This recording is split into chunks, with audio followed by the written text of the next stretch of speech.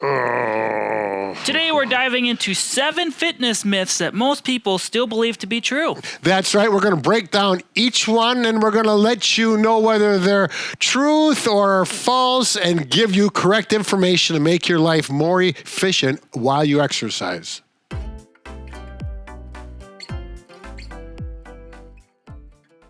All right, we're going to go through all 7, and I can attest personally because I have done all of these and I've made many mistakes, and it's really nice to know what you should do and what you shouldn't do. But before we get into that, we should probably tell these people who we are, Brad. There you go. I'm Brad. I'm Mike, and behind the scenes we have Bob, and together we are the most famous physical therapy team on the internet. In our opinion, of course. So myth number 1 is that you should work out every day in order to see results. Brad, what do we have to say about this? Well, that is actually completely false. I've done it myself, and like I said, I've made these mistakes. The quality and structure are more important than the quantity. So daily working out can actually lead to burnout, injury, and can lead to poor performance because you're always working out and never recovering. Right. You're going to get sore muscles. You're going to get strains and pains you don't need to get. You need to put in rest days so that your body can recover, maybe some real light activity days. Yes, your muscle actually grows when you're resting. You break it down when you're working out, whatever form of exercise you do, and then it recovers when you're resting.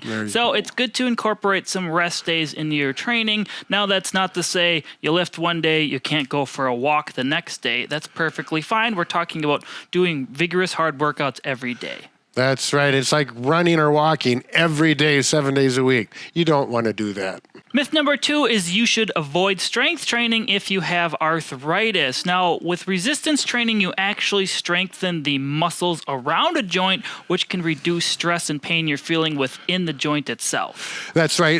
The strength training can actually improve the motion of the joint, making it more functional and giving you better motion. Now, you want to have more of a tailored program of what you're doing. You don't want to just go hard right away and throw around a lot of weights. You want to slowly progress and see how your joints tolerate the strength training. That's right. One good tip that I've learned from a continuing ed course is if your joint is particularly flared up from arthritis, you can still lift that day, but it's going to be very lightweight. And if you're doing your bicep, you would actually go very slow, approximately 50% of the speed with less weight. So you're still getting some motion in the joint, but not much stress.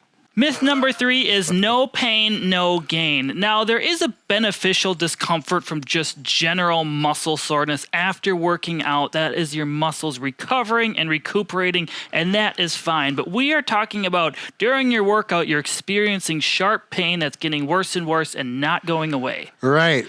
And this is my hypothesis, but I would say mostly males and some females, but I think a lot of males go to the workout center and think if it doesn't hurt real bad, I'm not doing the right thing. I'm not going to get big and strong, etc.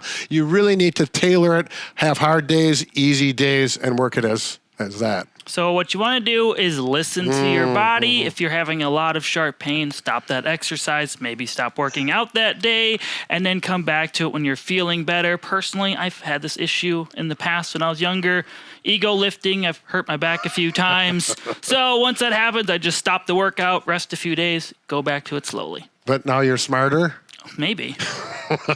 I'm still working on it myself. Myth number 4 are crunches are the best exercise for a flat stomach. Brad is doing some crunches right now. Now, crunches do strengthen your abdominal muscles and your core, which you need to have abs. However, most of the time, people have too much fat tissue over their abdominal muscles. That's why they're not showing. Right, and another problem with core exercise is you're not getting a complete core strength. It's just in the anterior of the stomach when you really want to work other exercises, perhaps like a plank and holding that and then sideways. There's a lot of options that really should be done to get a good core strengthening. So if you want to get abdominal muscles, you're probably going to have to do some resistance training, some cardio, and eat a better diet. Yeah, that eating a better diet is really important to lose weight. You lose the weight at the table, you gain strength in the gym. Myth number 5 is resting after an injury is always the best approach. Now, if you have a really catastrophic injury, that may be the case, like in car accident or something like that. However, if you just have a mild tweak in a joint or muscle area, sometimes doing some light motion can actually help you heal a little bit faster and get back to moving better. That's right. With this, you really need to have good judgment. So you do exercises that are not irritating the injury, but getting some motion in the area, even if it's at a very light intensity. Now, an example for me personally is I've broken my hand a few times in my life, and that lays me up for 3 to 4 months after surgery. So I still did plenty of cardio and just avoided using my hands. So what's the issue with breaking your hand so many times? How can that happen? Well, football and car accidents, so it wasn't my fault. Oh, sure. All right, let's go to the next one. Myth number 6 is running is bad for your knees. Now, studies have actually showed recreational runners have a lower risk of arthritis than non-runners do. That's right. And proper running technique can be very important to take the stress off the joints and through the muscles. In other words, running on your forefoot versus a heel strike. And other things to look at is the type of road or path or treadmill you are running on. Obviously, a road has more impact force than running on a nice grass trail. Minimizes the amount of shock and discomfort on your joints. Yeah. Actually, about 5 years ago, my neighbor walked by me while I was running, and she says, "You still haven't learned yet. You're going to wear your knees out."